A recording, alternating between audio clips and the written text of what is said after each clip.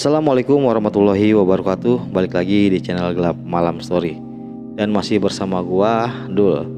Pada kisah horor kali ini atau kisah mistis kali ini, gua akan membawakan sebuah cerita tentang rumah yang terbengkalai sudah 30 tahun lebih lamanya.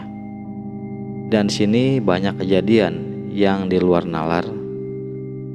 Salah satu penunggu rumah tersebut adalah sosok kuntilanak yang pernah dialami oleh tukang nasi goreng yang sekarang berada di kontrakan rumah gua. Jadi si tukang nasi goreng ini sekarang ngontrak di samping rumah gua. Seperti apa ceritanya? Jangan lupa bantu support channel ini dengan cara like, subscribe, dan share teman kalian. Dan jangan lupa juga aktifkan lonceng notifikasinya agar teman-teman tidak ketinggalan video-video terbaru dari channel Gelap Malam Story. Tanpa berlama-lama lagi, langsung aja kita masuk ke ceritanya.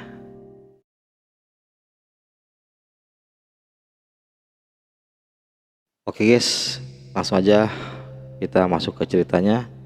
Jadi rumah ini cukup lama terbengkalai, bahkan hampir 30 tahun. Semenjak gua masih berusia 10 tahun. Kenapa rumah ini ditinggalkan begitu saja oleh penghuninya? Pasti ada sebabnya, yaitu salah satu pembantu dari rumah tersebut meninggal secara tiba-tiba tanpa ada penyakit dan langsung meninggal. Barang-barangnya pun ditinggal begitu saja, dan sekarang orangnya tinggal di daerah Pondok Indah. Jadi singkat cerita, ini sekitar tahun 2015 ya. Jadi ada tukang nasi goreng yang baru datang dari kampung atau dari Jawa, tinggal di rumah tersebut. Dia minta izin lah sama penunggu rumah tersebut atau orang kepercayaan dari si pemilik rumah tersebut. Karena sama-sama orang Jawa juga, dia kenal gitu. Diizinin lah si tukang nasi goreng ini tinggal di rumah tersebut. Kebetulan dia tinggalnya itu bukan di rumah ini, tapi di belakang rumah tersebut ada satu bangunan yang bangunannya itu berisi dengan gudang.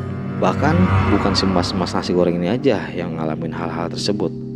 Di tahun 80-an atau 85, 86, 87, banyak dari warga-warga sekitar pun mengalami hal-hal mistis, seperti penampakan sosok kuntilanak yang berada di rumah tersebut. Jadi sekarang kita fokus aja nih bercerita tentang si mas-mas nasi goreng yang tinggal di rumah tersebut. Jadi si mas itu dagang di pinggir jalan, persis di samping rumah yang terbengkalai itu. Jadi posisi rumah terbengkalainya itu ada di pinggir jalan raya. Mungkin si mas-mas ini belum bawa persiapan uang lebih gitu ya. Jadi dia belum punya untuk menyewa kontrakan. Jadilah dia merasa terpaksa gitu tinggal di rumah tersebut. Emang karena cukup udah lama, jadi separuh dari bangunnya itu udah agak-agak runtuh gitu. Karena rumah yang diisi sama yang rumah yang gak diisi kan beda, hawanya beda. Pokoknya rumah tuh kalau kosong tuh sekitar setahun 2 tahun tuh pasti ada bangunan yang rubuh atau atap-atapnya tuh yang hancur gitu.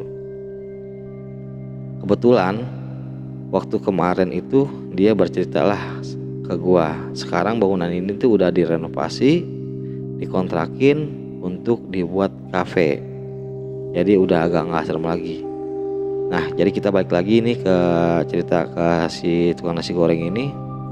Waktu dia kemarin gua ketemu sama dia, itu ngomong sama gua, "Mas, saya pernah ngalamin hal-hal yang di luar nalar saya di rumah tersebut." Ya gue tanya, cerita apaan mas? Jadi dulu waktu saya dagang, saya tinggal di rumah ini. Posisinya itu pas banget maghrib, hujan-hujan. Jadi hujan tuh gak deras, rintik-rintik lah, kayak gerimis gitu. Nah disitu tuh ada pohon jambu air. Nah si mas-mas ini waktu buka pintu dari gudang itu mau keluar, dia ngelihat sesosok kuntilanak yang sedang duduk sambil menangis.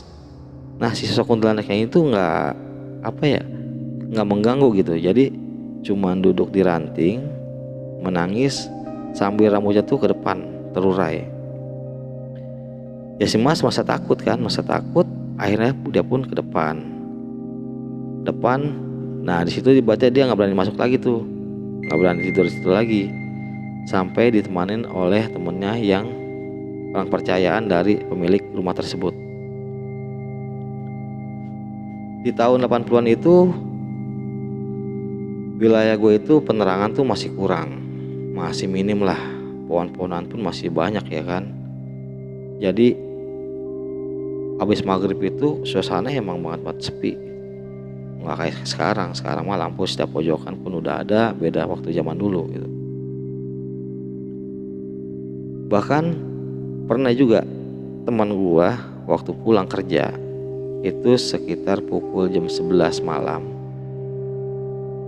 pas belokan rumah itu emang sekitar berapa meter ya, adalah bangsa 500 meter gitu luasnya persegi, karena separuh dari rumah itu tuh tanah keluarga gua yang dijual sama pemilik rumah tersebut gitu.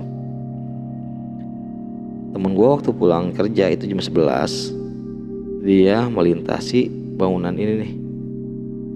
Nah di situ tuh ada sosok perempuan di bawah pohon mangga yang sedang berdiri sambil megang sapu lidi. Ditegur lah sama teman gua. Nah mungkin teman gua itu berpikiran kalau si sosok perempuan ini menyerupai teman gue juga nih yang cewek gitu. Emang rumahnya emang dekat rumah itu ya, di belakangnya gitu. Ditegur lah, lu ngapain jam segini belum masuk ke dalam gitu. Nah si perempuan ini ditegur, tapi tuh dia nggak jawab apa-apa, diem aja. Akhirnya teman gue pun setelah menegur ibadah dia nggak jawab, dia langsung pulang.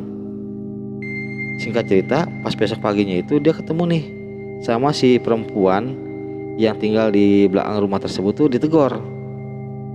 Lu semalam gue tegur kok nggak jawab sih, sombong banget, kata teman gue ini nih yang baru pulang kerja. Gue jam 9 udah masuk ke dalam. Lah berarti yang berdiri di bawah pohon mangga siapa jam 11 waktu pulang kerja? Ya nggak tahu. Nah ternyata perempuan yang diri di bawah pohon mangga itu adalah penunggu dari rumah kosong tersebut. Pokoknya banyak lah. Sempat juga nih banyak, ya nggak banyak sih, ada beberapa ya orang yang kontrak tapi nggak ditinggalin gitu, dibikin kayak nasi padang, apalagi gitu, dipasang lah CCTV tuh di belakang rumah ini nih. Itu sering tertangkap tuh sosok anak kecil, ada berapa orang gitu, atau 3 orang atau 4 orang lah yang sedang bermain di halamannya. Padahal waktu malam itu tuh rumah itu bener kosong, nggak ditinggalin sama si yang jual nasi padang ini gitu. Ya bahkan dari warga sekitar pun sering. Lagi ini pernah waktu jam berapa ya, masih maghrib lah, 98 itu kejadian itu malam Jumat. Kalau orang di bagian gua kan kalau malam Jumat itu kan ada pengajian keluarga itu kan, pengajian keluarga sebelum maghrib kita ngumpul tuh di rumah saudara. Emang jatah malam Jumat itu dibagi-bagi nih, ntar malam Jumat ini di sini, malam Jumat besok di sini, malam Jumat ini di sini gitu. Nah kebetulan di samping rumah yang terbengkalai ini ada pohon rambutan. Kebetulan gua ngaji tuh di samping rumah terbengkalai ini ada pohon rambutan juga nih. Jadi ada 2 pohon rambutan tuh, persis di samping rumah terbengkalai sama di depan rumah yang gua ngaji ini, rumah saudara gua. Itu kejadian pas maghrib. Jadi ada sosok baju putih terbang dari pohon rambutan satu ke pohon rambutan satu lagi. Itu bukan 1 orang yang lihat. Seluruh orang yang ada di pengajian tersebut niat sontak langsung masuk ke dalam. Itu kejadian waktu maghrib, bukannya malam. Maghrib udah nampakkan diri gitu. Dia terbang dengan cekikikan. Lu bayangin coba, maghrib. Kalau jam 12 malam sih wajar lah ya kan, karena udah sepi. Ini maghrib tahun 98 pas gua STM kelas 2 itu. Pokoknya di situ tuh banyak banget lah kejadian aneh. Ya alhamdulillahnya semenjak sekarang udah direnovasi, dibikin kafe, ya udah agak terang lah sekarang. Jadi hal-hal tersebut tuh udah nggak ada. Bahkan ya sudah banyak orang-orang pada pendatang tuh pada ngontak di sekitar rumah gua tuh, ya udah nggak serem kayak dulu lagi gitu. Ya mungkin itu aja sih ya cerita yang bisa gue bawakan pada kisah kali ini. Ya gue akhiri, wassalamualaikum warahmatullahi wabarakatuh.